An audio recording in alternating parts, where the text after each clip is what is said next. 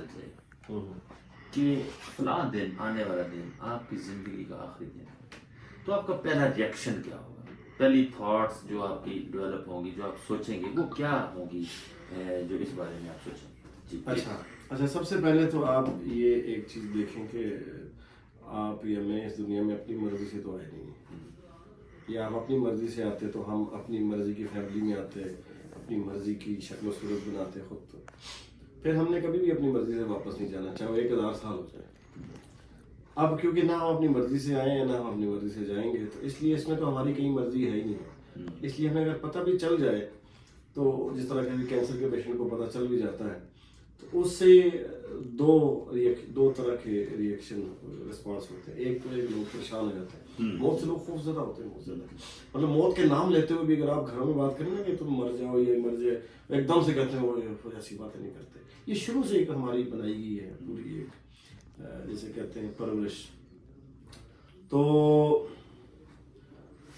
حالانکہ it is an ultimate reality, death is the ultimate reality which has to be done، جو ہر صورت میں ہونی ہے۔ اب جو خوف ہے، وہ ڈر ہے، وہ کس چیز کا ہے کہ پتہ نہیں، لوگوں کے پاس ڈیٹا نہیں ہے، اویلیبل نہیں ہے کہ مرنے کے بعد کیا ہوگا۔ جو مذہبی لوگ ہیں ان میں سے کئی لوگوں کے پاس ہوتا ہے کہ یار اس کے بعد جنت ملے گی، یہ ہوگا وہ ہوگا۔ جو دنیاوی لوگ ہوتے ہیں، میٹیریلسٹک لوگ ہوتے ہیں، ان کے پاس تو مطلب وہ سب کچھ یہی ہوتا ہے، اس لیے وہ بہت خوف زدہ ہوتے ہیں کہ اگر یہ سب کچھ میں مر گیا تو کیا ہوگا۔ تو 3 قسم کی زندگی گزار رہے ہیں، 3 قسم کی۔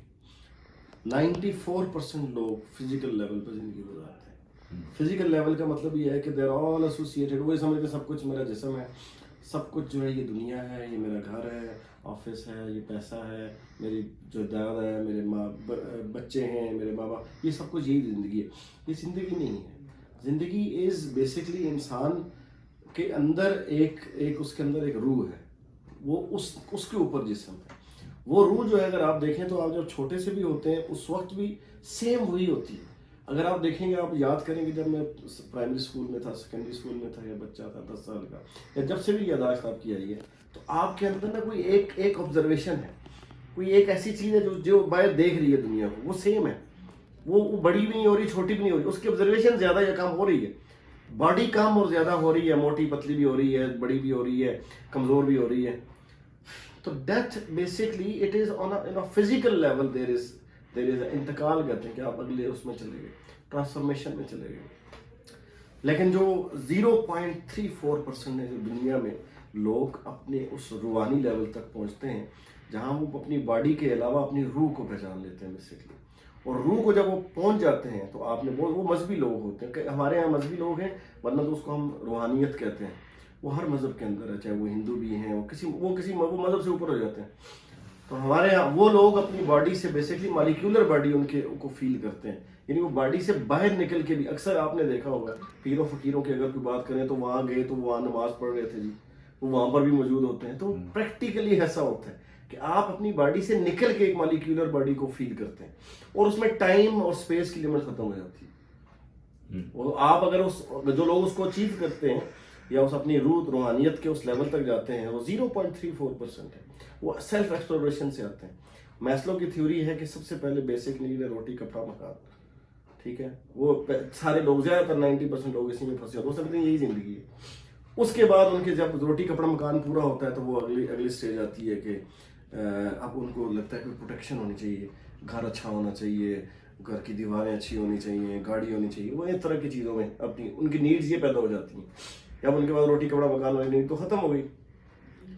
اگر جب وہ بھی پوری ہو جاتی ہے، پھر اگلی نیڈ آتی ہے سوشل نیڈز۔ بندہ کہتا ہے یار میرا معاشرے میں کوئی نام ہونا چاہیے، خان صاحب، عباسی صاحب، وہ مطلب ایک سوشل دوست ہونے چاہیے، اس کے کلبز ہونے چاہیے، ممبر ہونے چاہیے، اس کے ارد گرد لوگ اس کی تعریفیں کرنے والے ہونے چاہیے۔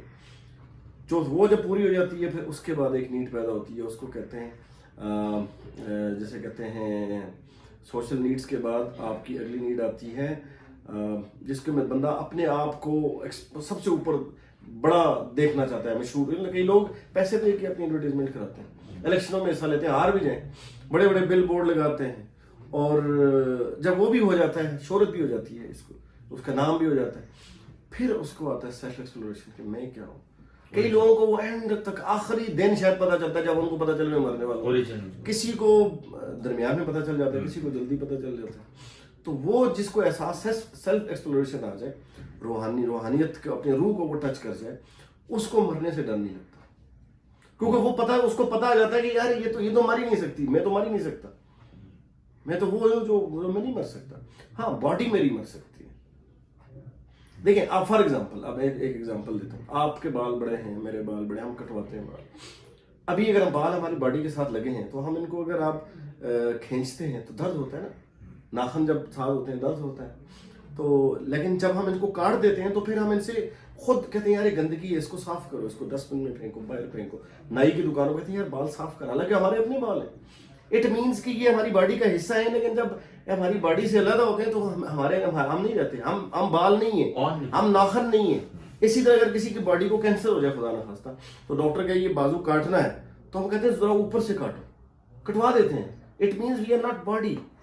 اگر ہوتے تو ہم اس چیز کو کیوں کٹواتے. اور کئی بندہ دونوں بازو, میں ابھی پچھلے دنوں میں ایک بندے کو میں نے دیکھا ہے, اس کو کرنٹ لگا, اس کے دونوں بازو جو ہے وہ کاٹ دی انہوں نے.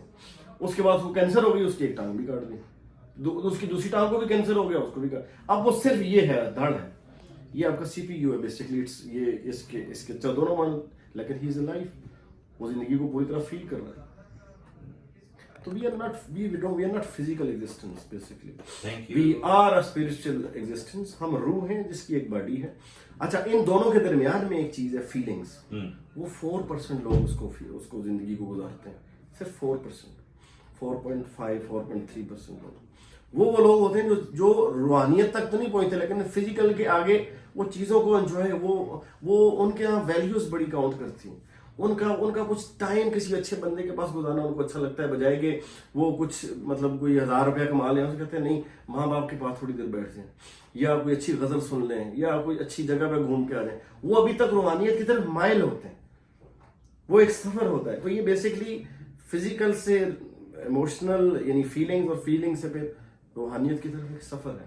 اور جو وہاں تک پہنچ جاتا ہے پھر اس کو ڈر نہیں لگتا, اور وہ پھر جس کو ڈر نہیں لگتا اس کو موت شوت سے کچھ بھی نہیں ہوتا. اور لوگ ہنستے ہنستے مرتے ہیں.